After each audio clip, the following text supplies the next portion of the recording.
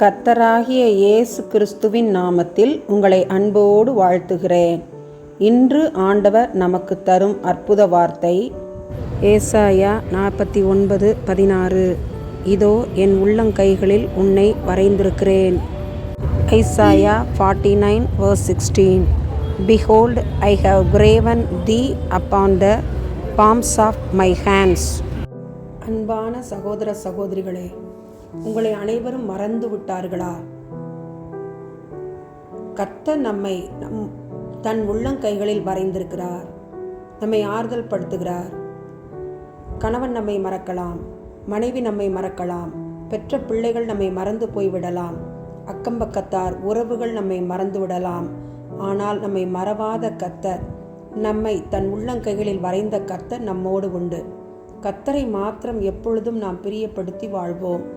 அவருக்கு உகந்த தேவ ஜனமாக நாம் வாழ்வோம். அவரை நேசிப்போம். அவர் நம்மை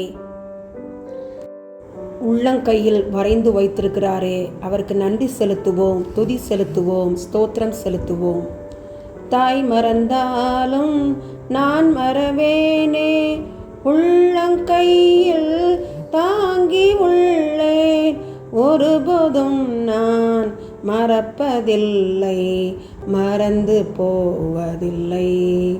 வழியும் சத்தியமும் ஜீவனும் நானே, இஸ்ரவேலே பயப்படாதே, நானே உன் தேவன். உள்ளங்கையில் எங்களை வரைந்தவரே, பரமபிதாவே, பரிசுத்த ஆவியானவரே, தர்மியான ஜெப நேரத்துக்காக ஸ்தோத்திரம். புற்றுநோயினால் பாதிக்கப்பட்ட மக்களுக்காக ஜெபிக்கிறோம். தேவனே, உமக்கு சித்தமானால் நல்ல சுகத்தை தரவுமால முடியும். ஆண்டவரே, தேவனே இரக்கம் பாராட்டும். உடைய கிருபைக்காக ஜெபிக்கிறோம். தேவனே, புற்றுநோயிலிருந்து முற்றிலுமான விடுதலை உடைய பிள்ளைகளுக்கு நீர் தர வேணுமாய் ஜெபிக்கிறேன்.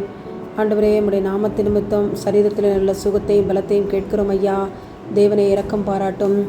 ஆண்டவரே, அந்த நோயை எதிர்கொள்ளத்தக்கதான பலனை சரீரத்திலே ஆவியிலே நீ தர வேணுமாய் ஜெபிக்கிறேன். போதுமான பண வசதிகளை தாரும். அவற்றை மேற்கொள்ள தேவனே நீ சரீரத்திலே கிருபைகளை தாரும், நன்மைகளை தாரும், பலத்தை தாரும், சுகத்தை தாரும், அற்புதங்களை செய்யும், அதிசயங்களை செய்யும். தன் வாழ்க்கை முடிந்து போய்விட்டது என்று நினைத்து விரக்தியிலே காணப்படாதபடி அதனை எதிர்கொள்ள தேவையான பலனை நீர் பிள்ளைகளுக்கு தந்து பிள்ளைகளை ஆசீர்வதிக்க வேண்டுமாய் ஜெபிக்கிறேன். உடைய கரத்திலே புற்றுநோயினால் பாதிக்கப்பட்ட ஜனங்களை ஒப்பு கொடுத்து ஜெபிக்கிறேன். பிள்ளைகளை ஆசீர்வதியும், எதிர்காலத்தை ஆசீர்வதியும், நிகழ்காலத்தை ஆசீர்வதியும், குடும்பத்தை ஆசீர்வதியும். உடைய கிருபையினால் நன்மையினால் பிள்ளைகளை நிரப்பியருளும். உடைய குணமாக்கும் தழும்புகளால் குணமானோம். இயேசுவின் மூலம் பிதாவே, ஆமேன், ஆமேன்.